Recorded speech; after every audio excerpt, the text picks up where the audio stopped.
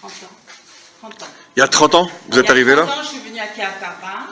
Je me suis mariée et on a habité à Kéatarba. Et 8 ans après, on a voulu... Donc vous venez au départ, vous venez de Paris au départ? Voilà, je viens de Paris. J'ai étudié à Mayanod avec le Rav Léon Ashkenazi,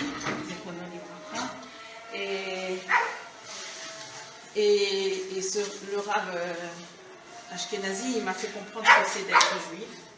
Parce que je vivais en France comme Napoléon voulait qu'on vive, c'est-à-dire être juif à la maison et à l'extérieur être français.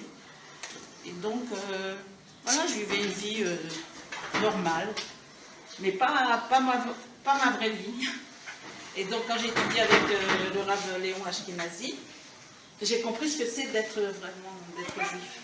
C'est-à-dire, c'est être sur sa terre et revenir à ses sources. Et c'est comme ça que j'ai décidé donc d'habiter à Kéatarba avec mon mari, qui venait aussi lui de Reims. Il ne connaissait rien du tout. Il était assimilé complètement. Et donc, quand il est venu à Kéatarba, il a dit bah, je me sens chez moi. Et donc, on a décidé d'habiter là-bas. Et quand on est venu ici, dans ce quartier, alors là, c'était la découverte, et j'ai dit, ouais, là, c'est là où je vais habiter, avant la venue. J'ai ressenti vraiment... et donc... il y a combien de temps vous êtes arrivé ici à Hebron même? Il y a 17 ans. 17 ans. 17 ans. C'était encore dans des conditions encore pires qu'aujourd'hui. On est arrivé juste après l'assassinat de la petite Chamémette, et où les Juifs ici se protégeaient avec des sacs de sable, ils recevaient des balles tous les jours. Nous, on est venus juste après. Et il y avait encore les tirs qui venaient de la colline d'en face? Non, moi, quand je suis venue, non. On est venus après. C'est-à-dire quand ils ont arrêté, quand ils ont mis l'armée à la colline d'Abou Sléna, quand ils ont séparé les Juifs des Arabes, ils ont fermé tout le chouk et tout, parce que c'était impossible. Il y avait tout le temps des attentats, tout ça. Donc nous, on est arrivés après. Et ce qui était incroyable, c'est que quand on a voulu venir habiter vraiment, il n'y avait pas de place. Il n'y a pas de place. On n'a pas le droit de construire, on n'a pas le droit de rajouter... C'est important ce que vous dites là, qu'on ne peut pas se permettre, même un endroit qui, entre parenthèses, entre les mains d'Israël, il y a une interdiction formelle même d'agrandir un balcon d'1 centimètre. Oui. Et donc, quand on a voulu habiter ici, ils nous ont dit, ok, il y a une caravane à Tel Romeda. Tel Romeda, c'est... On va y aller tout à l'heure, oui.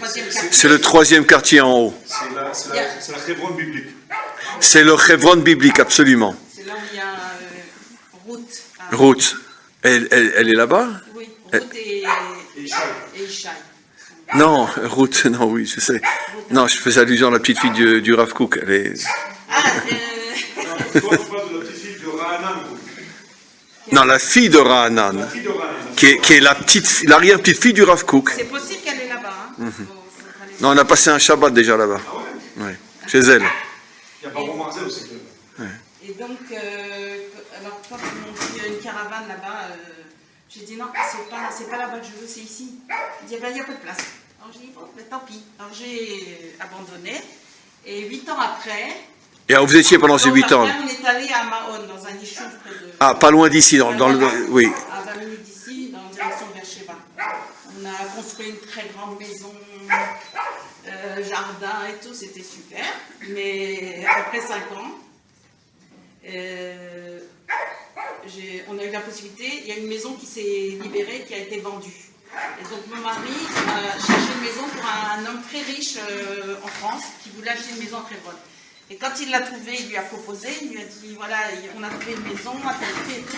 Il a dit, ah, c'est cher pour Hebron, il faut au moins baisser le prix de moitié. Alors mon mari était déçu, il a dit, tu te rends compte? C'est très cher parce que c'est à l'offre et à la demande. Il n'y a pas de possibilité d'acheter ici, c'est impossible. Et donc quand il m'a dit ça, j'ai dit, écoute, celui-là, il n'a pas le mérite d'avoir une maison à Hebron. Moi, je connais quelqu'un qui a le mérite. Et j'ai une sœur qui a disparu, c'est-à-dire qui est décédée. il y a quelques années, elle avait le mérite parce qu'elle adorait Israël, elle adorait Hebron, elle était très spirituelle, mais elle habitait en France, elle avait des magasins, elle était prise par le matériel et tout, mais son cœur, il était ici. Et quand je l'ai appelée, alors je lui ai dit, tu veux une maison à Hebron, à tel prix? Alors en une minute, elle m'a dit, tu sais pas ce que tu me dis là, achète. Alors j'ai dit, qu'est-ce qu'il y a? Elle m'a dit, c'était Hanouka. Vous connaissez la fête de Hanouka? On allume les bougies et donc elle dit, je viens d'allumer les bougies de Hanouka avec des goyim, des non-juifs, avec des arabes, tous ces employés, des arabes, des chrétiens noirs, toutes sortes.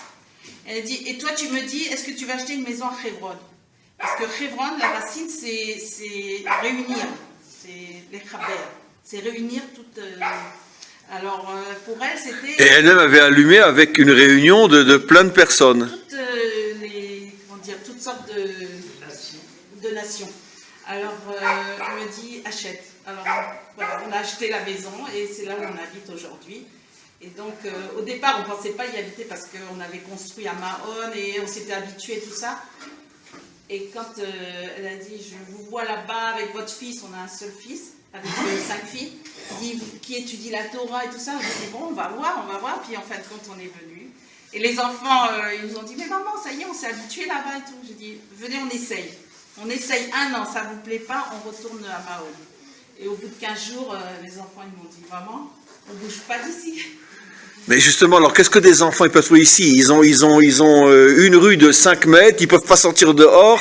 Comment des enfants peuvent grandir dans un endroit où malheureusement ils savent que le moindre faux pas, le moindre écart, ils sont en danger? Alors je pense que c'est l'ambiance et l'importance d'habiter ici. Aussi, il y avait tous ces Khayalim qui nous protégeaient. Tous ces soldats. Les soldats. Et l'importance de savoir que c'est important d'habiter ici. Et peut-être que notre message à nous, on leur a fait comprendre, et l'ambiance.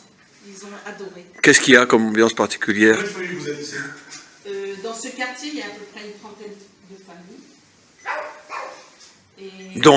Dont le père constructeur du quartier, les Winger. Oui. Les Winger habitaient dans ce quartier-là. Quelques mots sur les Winger. Les Winger, il est décédé maintenant. Mais on peut l'appeler le père de Hebron, c'était un rave qui est décédé il y a quelques années, qui était à l'initiative justement de refaire venir des Juifs. Ici, personne n'y pensait, tout le monde pensait que c'était un projet fou, d'autant plus qu'entre-temps, ils avaient construit Kriyat Arba, à côté, donc la ville juive, où finalement les gens se sentaient mieux que vivre ici dans un tel danger. Et lui, tu veux expliquer l'histoire des femmes qui sont venues ici? Je vais expliquer en 2 phrases. Comment ça a commencé? Il y a pas mal de femmes qui sont là, on va parler un petit peu de ce qui s'est passé ici. 1967, on récupère Israël. Israël récupère ici, c'est à nous, on rentre dans la maison. Ça ne plaît pas beaucoup, il y a des attentats, etc. Mais en 68, il y a le Rav Levinger qui décide, messieurs, dames, pourquoi on n'irait pas passer un Shabbat, un Pessah, pourquoi on n'irait pas le passer à l'hôtel Parc. Il y a un hôtel Parc ici, un hôtel. Et donc ils vont le louer, c'était calculé, c'était prévu. Ils louent un hôtel Parc pour passer la semaine de Pessah, 1968. Et le problème, c'est que les dames, elles décident de ne pas bouger, et elles veulent rester ici, donc elles ne vont pas bouger, donc les dames décident de rester là. Donc il y avait une femme enceinte qui a accouché ici, sans la moindre aide, etc. Mais il y a une chose qui est très très bizarre. Hebron, ça a été important, surtout par le fait qu'Abraham achète un terrain pour enterrer sa femme. Et là, il y a une dame qui vient de perdre son enfant, et son enfant, il s'appelle Abraham. Et elle s'appelle Madame Narshon. Tu connais l'histoire? Elle s'appelle Madame Narshon, Sarah Narshon. Et Sarah, elle s'appelle Sarah, et elle a un fils qui s'appelle Abraham, il vient de mourir, il est tout petit. Et on lui dit... Ils ont décidé de faire la bride, c'était la première bride qu'ils faisaient à la Méhara. Voilà, la première bride qu'ils faisaient à la Méhara, et elle dit, moi j'habite ici à Kriyat Arba, il est hors de question que j'enterre mon gosse, ni à Jérusalem, ni ailleurs, je l'enterre à Hebron. Non, madame, la police, l'armée, les autorités disent non, on ne peut pas enterrer. Et elle a tenu... Parce qu'à cette époque-là, les Juifs n'avaient pas le droit d'essayer de s'installer ici. Voilà, même mourir... Interdit par l'armée israélienne, bien sûr. Il y avait un cimetière juif. Là-haut, à côté de là où on va aller. Il y a un cimetière juif qui est très important. Mais on interdisait aux Juifs, qui s'étaient installés ici depuis très longtemps, d'enterrer leurs morts. Et elle a insisté, elle a dit, moi je veux enterrer mon fils ici. Donc c'est par le srout, par le mérite donc, de Sarah qui est venue enterrer Abraham. Regardez un peu C'était Abraham qui a enterré Sarah, mais non, c'est Sarah qui enterre Abraham. Donc regardez un peu l'histoire comme elle est un peu ironique. Donc en fin de compte, Sarah a enterré Abraham, et donc ça a commencé. Après les femmes se sont aussi installées à Beth Hadassa. Il faut savoir que quand on parle de l'hostilité, parce que je ne sais pas si on va tourner avec ce temps qui fait tourner dans beaucoup d'endroits, mais quand on parle de la cruauté des gens, je ne veux pas trop m'éterniser, la cruauté la plus forte, on la trouve au sein des gens de Hebron. Essayez d'avoir une petite idée qu'en 1929, qui c'est les patrons locaux? Les Anglais. C'est les Anglais. Et le 24 août 1929, ici il y a un pogrom énorme. Les Anglais accompagnent les émeutiers chez les maisons des Juifs. La majorité des Arabes vont être du côté des émeutiers et il y aura 67 morts, énormément de blessés. Quand je dis morts, c'est des atrocités. Je parle de viol et je parle de mutilement, etc. Parmi eux, pour t'interrompre, j'ai eu, il y a de très très nombreuses années, un rave, chez qui j'ai appris, à Slobotka, à Bnei Brak, Voilà, je voulais parler de Slobotka aussi. et qui est comment on appelle, un sauvé d'ici, un Nitzol. Ouais, un rescapé. Un rescapé d'ici, qui jeune avait reçu un coup de couteau dans le cou, et donc il était resté infirme toute sa vie. Moi je l'ai eu comme rave pendant quelques années, ici en Israël, et donc il était comme ça tout le temps. Il ne pouvait plus lever la tête, il avait reçu un coup de couteau dans la nuque. Bon, grâce à Dieu il s'en est sorti, mais la nuque était cassée, il était comme ça, jusqu'à la fin de sa vie, il a vécu très très longtemps. Voilà, merci pour la parenthèse. Juste un petit renseignement, renseignez-vous sur le massacre De 1929, Entre parenthèses, chaque fois, de 1929, été 1929. sous la couverture des Anglais. Les Anglais n'ont absolument pas aidé. C'est pas qu'ils n'ont pas aidé, ils ont aidé à... Ils ont aidé les autres et les émeutiers. Maintenant, Ils ont surtout fermé les yeux. ils ont surtout fermé les yeux. Maintenant, ce qu'il faut savoir, il y a eu des cas rarissimes. Il y a eu des cas rarissimes d'Arabes qui ont sauvé des Juifs. qui ont sauvé des Juifs, qui ont dit, c'est le cas de quelques personnes, qui ont dit, voilà, vous les Juifs, rentrez derrière, fermez la porte à double tour, mettez des choses pour vous protéger dans les fenêtres, moi je suis dehors. C'est un vieux monsieur qui était là, qui a pris des coups de couteau, qui a saigné. Ils ont voulu le faire entrer, non, je vais saigner dehors, mais vous restez dedans, il a sauvé des familles. Mais la majorité des gens ont tué de sang-froid des gens avec qui ils étaient des voisins, des amis, etc. Donc il faut savoir ce qui s'est passé, pas il y a 3000 ans, ça s'est passé moins de 100 ans, 1929. Donc ça c'était le fameux massacre. Il faut savoir que la réalité de Hébron, elle est extraordinaire parce que ça prouve une chose, l'obstination, l'entêtement et la ténacité du juif. On est ici, on y reste, et personne ne va nous déplacer d'ici. Et ça fait drôle, parce qu'on n'a pas l'habitude de connaître ce genre de juif. En général, on connaît le juif qui courbe la tête, qui prend des coups de couteau, et quand on lui dit de bouger, il bouge. Ici, quand on est à Hebron, on rencontre un autre type de juif. Voilà, une petite femme comme ça, c'est pas Rambo, elle n'a pas l'air Rambo. Voilà. Non mais arrête de l'insulter, Rambo, il lui arrive pas à la cheville. C'est Rambo. Voilà, donc Aouva, elle appelle de Rambo, mais à mon avis, elle est beaucoup plus forte que Rambo. Parce que... j'ai la foi, voilà. Que ma place est ici et que personne... Moi ce que je voudrais mes amis, c'est quelques questions à Aouva. Voilà, si vous avez des questions à Aouva, sur la vie de tous les jours, allez-y. Je voulais savoir s'il y a des moments où on se sent plus menacé que alors, parce qu'il y a des périodes où véritablement c'est très dangereux, parce que c'est constant, la dangerosité, l'insécurité. Qu'est-ce qui provoque la colère ou l'action de vos voisins C'est-à-dire que moi je ressens pas. Moi je ressens pas parce que je suis vraiment bien ici.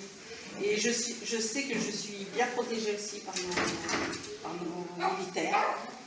Et c'est vrai que des fois il y a des émeutes et tout ça. Qu'est-ce qui provoque? C'est quand souvent c'est avant les fêtes.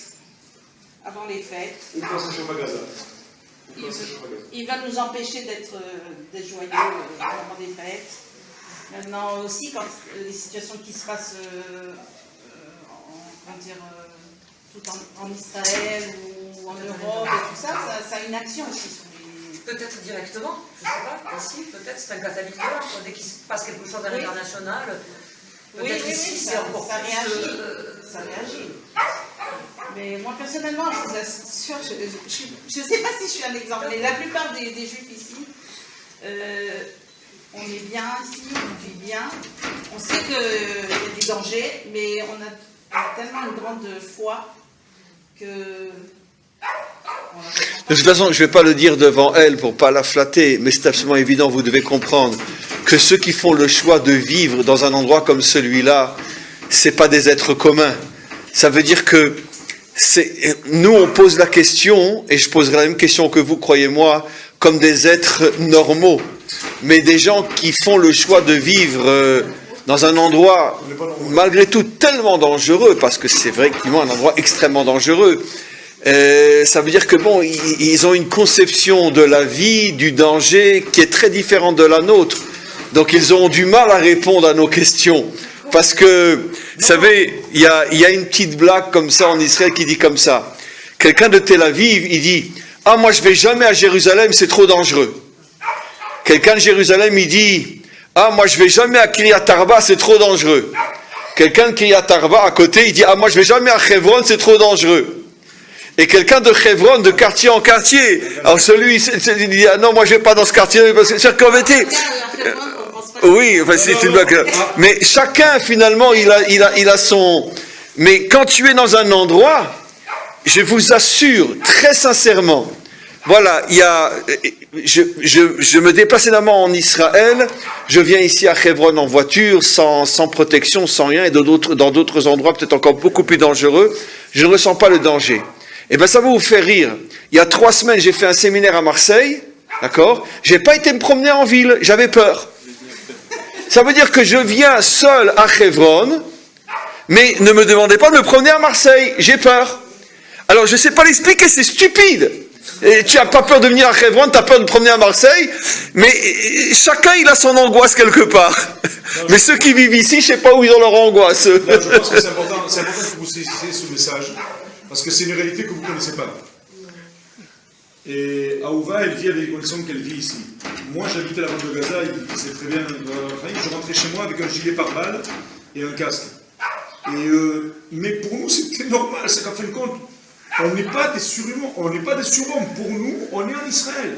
Je pense que si Yoshua bin Nun, il avait réfléchi en se disant, bon, il y a du danger, peut-être que ça vaudrait la peine qu'on essaie de voir du côté de Belleville ou de Brooklyn, peut-être qu'on ne serait pas ici. Quand on vit ici, on vit avec la foi, comme elle a dit, et on est là. On se sent protégé. On se sent protégé. Encore une question? Oui. J'aimerais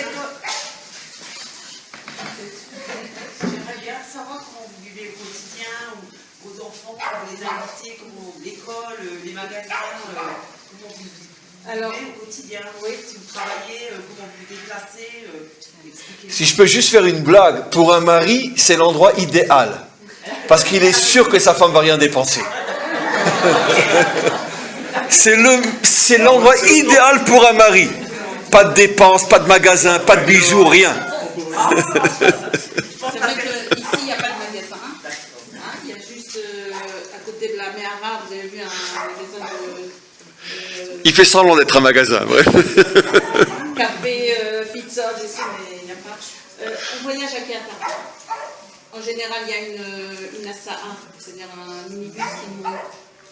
Pour ceux qui n'ont pas de voiture. Voilà, pour ceux qui n'ont pas de voiture. Moi, j'ai une voiture, je voyage sans problème.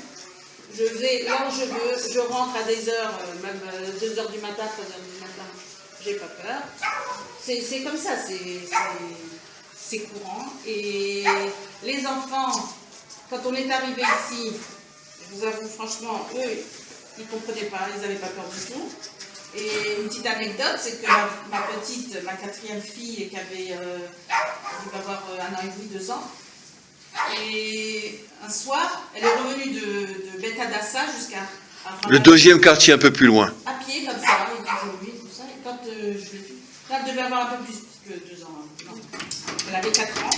Et je lui ai dit, ma fille, ça va, où tu étais? Elle m'a dit, à Beth Hadassah.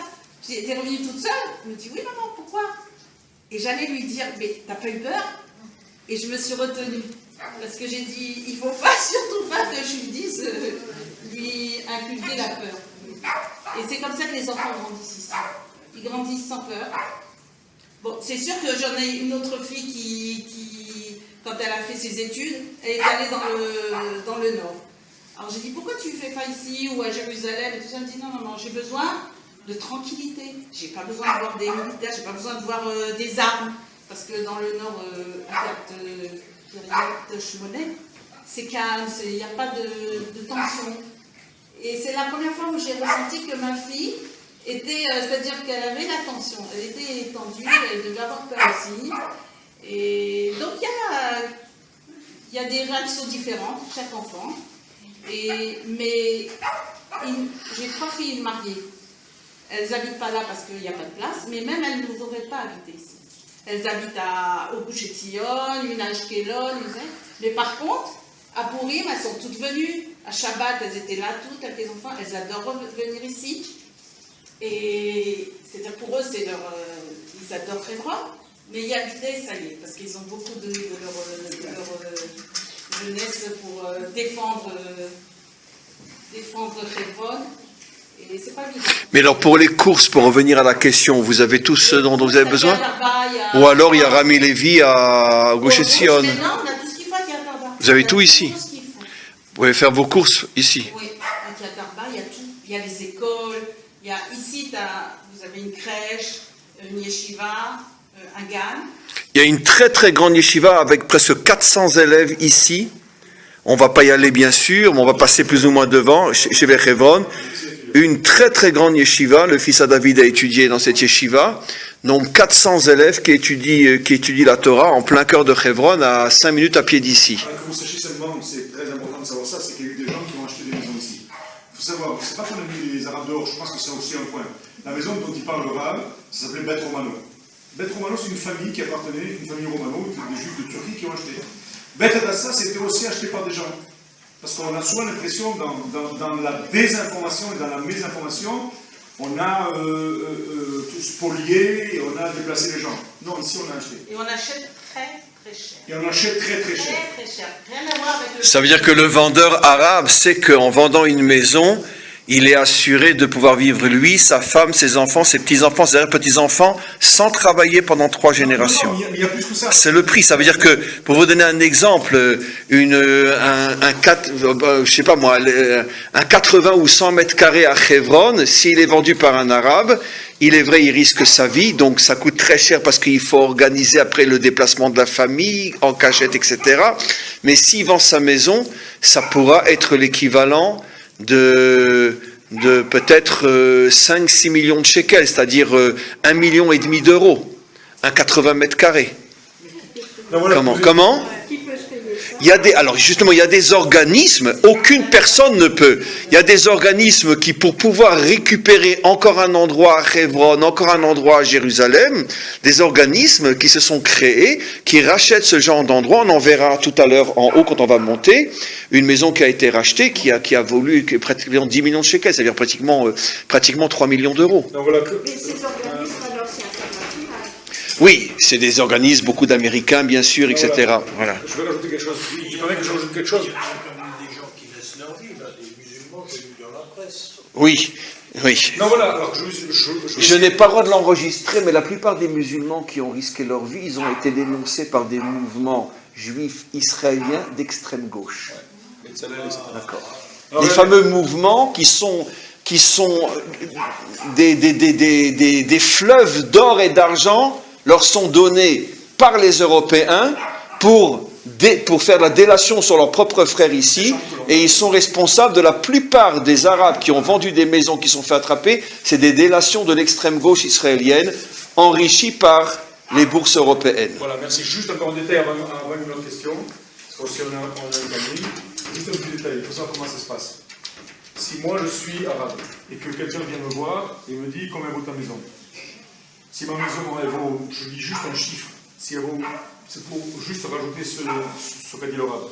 Si ma maison elle vaut, je dis 200 000 euros, alors je vais tout de suite la proposer à 800 000 euros, 4 fois le prix. Maintenant je sais très bien que si je la vends à un juif, je suis mort. Parce que je l'ai vendu à un traître. Je suis traître, je l'ai vendu à un juif. Alors qu'est-ce que je fais? C'est comme ça que ça marche. Ça ne va pas être trop divulgué, mais c'est comme ça que ça marche. Moi, Ismaël, qui a cette maison, je veux récupérer ces 800 000 euros parce que je ne pourrai jamais la vendre à ce prix-là, vu qu'elle vaut que 100 ou 200 000 euros. Mais je sais que si ça se fait comme ça, je suis mort. Alors qu'est-ce que je fais? Moi, Ismaël, je vais vendre ma maison, excuse-moi, à Jamila. Jamila qui habite à Paris. Et Jamila, elle va vendre sa maison à Ibrahim qui habite à Melbourne. Et Ibrahim, il va vendre, etc. Et on va essayer de brouiller les pistes. Donc ça fait qu'à l'heure actuelle, à chaque fois, c'est ce qu'on appelle Geulat Adamot ou Geulat Abatim, c'est le rachat, Geoula, le rachat, la délivrance. C'est le rachat de tout ça, parce que c'est très important qu'on rentre à la maison. Alors on est aidé par pas mal d'organismes, d'origine juive et aussi d'origine non juive, qui pensent et qui ont raison que effectivement, non juifs, il y a effectivement de grands mouvements évangéliques américains qui donnent énormément d'argent pour aider les juifs à racheter des terres ou des maisons en Israël. Voilà, donc il faut savoir que la réalité, parce que là, si le Rav veut laisser une autre question, et après on a quand même d'autres choses à voir, il faut savoir que là vous vivez une réalité spéciale. Là, c'est pas Belleville, et c'est pas Paris, et c'est pas Jérusalem, c'est Hebron. Hebron, c'est des forces spéciales. Hebron, c'est des gens spéciaux. Essayez de ressentir ça. Une dernière question à Ouva, et on va continuer, on va monter chez Ruth et Yishai. Vous aussi posez la question. Vous avez plusieurs fois dit que ce qui vous attachait ici, c'était l'ambiance. Et je me demandais, cette ambiance, c'est l'ambiance entre les familles qui vivent ici, qui sont très solidaires les unes des autres, qui remplissent une sorte de mission, ou bien c'est aussi la dimension spirituelle du lieu qui crée cette ambiance? Alors c'est d'abord parce qu'on habite à côté des pères et des mères de l'humanité. Ça c'est très important, c'est ce qui nous rattache à cet endroit. Et en effet, ici c'est comme une grande famille. On est vraiment comme une famille. Et ce projet, l'idéal, c'est ce qui me plaît. C'est ce que vous avez dit les deux à la fois. Oui, c'est les deux. Une dernière question et on va monter en haut.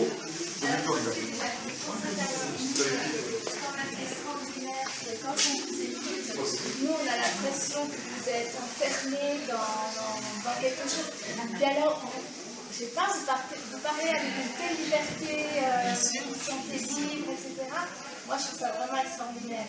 Et puis, au niveau des femmes, la femme chez vous, elle travaille, elle va à l'extérieur, quel est son quotidien Notre quotidien, c'est, oui, moi je travaille un petit peu parce que je travaille avec les enfants de Hebron dans la Moadonite, là, 2 heures par jour. Jardinière d'enfants. De 4 à 6. Mais ça y est, moi j'ai dépassé l'âge, j'ai 62 ans, donc maintenant je touche le victoire, les hobbies. La retraite. La retraite, mais notre place, elle est. On se sent libre, on fait ce qu'on veut. On n'a pas de. Elle a l'air embêtée. Mais moi, j'ai toujours. C'est-à-dire, dès que j'ai fait des choix, c'est-à-dire que j'ai compris c'est quoi mon rôle, alors je me suis. Comment dire, pour moi, mon rôle c'était de créer une famille, d'avoir des enfants, de m'en occuper. Donc j'ai pas travaillé tant que j'avais mes enfants à la maison. Et là, ça y est, ma dernière, elle a 17 ans. Mon fils, il a 20 ans, il a été hier à l'armée, son premier jour. Ah, celui qu'on connaît, il est rentré? Golani. Voilà, et donc on est tout seul, mon mari et moi, à la maison avec le petit chien. Bon, en tous les cas, on voulait vraiment remercier Aouva. Et aussi, n'oubliez pas, quand on vous dira à partir de maintenant, où se trouve Wonderman, ne dites pas à Hollywood, vous dites à Hebron. Allez, on y va, merci à vous. Merci beaucoup. On retourne à l'autobus. Il n'y a rien qui peut nous faire bouger, parce on puise nos forces de cet endroit, qui lutte même plus ses forces du Tanakh, de la Bible. Donc on est dans des conditions complètement optimales. Donc c'est pour ça que je vis ici. והיום, כשאני מסתכלת בחלון, אני רואה את כל חברון שאני לא יכולה ללכת לשם. הכל בשליטה של ערבים. Voilà, quand j'ouvre ma fenêtre et que je regarde devant les vitres, ben je vois Hebron, mais ça me rend triste, parce que je ne peux pas me balader dans 97% de la ville, parce que le 97% c'est interdit aux juifs, c'est Judenrein. ואנחנו מאמינים שמה שכתוב בתנ"ך, שהנביאים מתארים שעם ישראל יחזור, יהיה גם בחברון. וחברון, אנחנו נראה מהחלון לא רק עיר ערבית, אלא גם עיר יהודית. C'est ce que j'ai dit tout à l'heure, voilà, elle espère et elle sait que c'est marqué dans nos textes, chez nos sages et tous nos prophètes, que Jérusalem construira et qu'il y aura des jeunes et qu'ici aussi ça construira. Et donc un jour, avec l'aide de Dieu, quand ça viendra, quand il décidera que ça vienne, il y aura ici des carrefours, il y aura aussi des immeubles juifs, il y aura aussi des jeunes et d'autres quartiers, et non plus simplement quelques maisons isolées avec quelques juifs qui habitent ici. Ce sera vraiment une ville juive avec l'aide de Dieu. תודה רבה לך. אתה יודע שמצאו פה מקוואות מאוד גדולות. כן, כן, כן, כן, שמעתי, כן. אפשר לראות את זה פה מאחורי. אנחנו נלך. תודה רבה. Voilà, on a vraiment eu un mérite extraordinaire.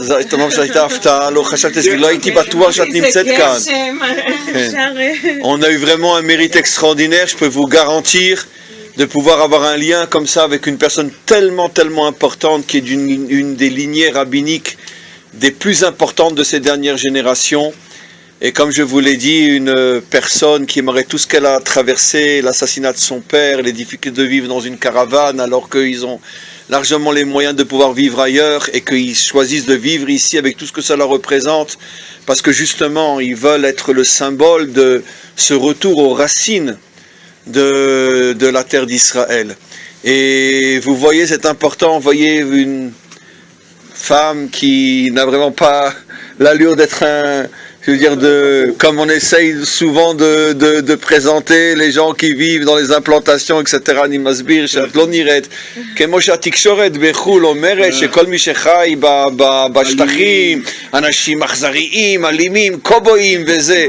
אז voyez, une dame qui, malgré l'assassinat de son père, à 2 maisons de chez elle, continue à vivre ici parce qu'elle a cette foi, elle a cette émouna, que c'est notre terre, et même si on doit passer par des choses très très dures pour finalement la mériter entièrement, c'est le prix à payer. Ça doit être une leçon pour chacun d'entre nous dans notre vie, que quand on veut quelque chose, on doit savoir que le prix risque d'être très cher, mais il faut aller jusqu'au bout. Parce que nos maîtres expliquent la chose suivante: tout ce qui est donné facilement vient du mal, tout ce qui est donné avec des épreuves vient du bien. Et donc c'est le prix à payer. באמת תודה רבה, תודה רבה, תודה רבה, הרבה הצלחה, ואולי נדחה פעם. בשמחה. ומזל טוב. כן, הבן שלנו מתחתן עוד מעט, בה' ניסן. מזל טוב. הבן שלנו ידידיה, מתחתן בה' בניסן. כן, הגדול? ידידיה נער גבעות. הוא מתחתן? איפה הוא גר? הוא הקים אוהל בגבעה שהוא גר. איזה גבעה? ליד כוכב השחר. איזה יופי. Alors, ces enfants font partie, ça aussi, c'est aussi une histoire. Vous allez en parler de ce qu'on appelle la jeunesse des collines. Je ne pense pas qu'en France on vous en parle. Ce sont des jeunes, et elle a parmi ses enfants les fondateurs de ce mouvement. Je les ai connus quand j'ai passé Shabbat chez eux ici.